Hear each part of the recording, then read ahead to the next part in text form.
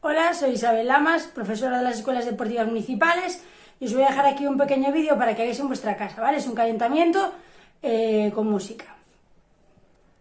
¡Empezamos! ¡Vamos a darle caña a esos pies, ven!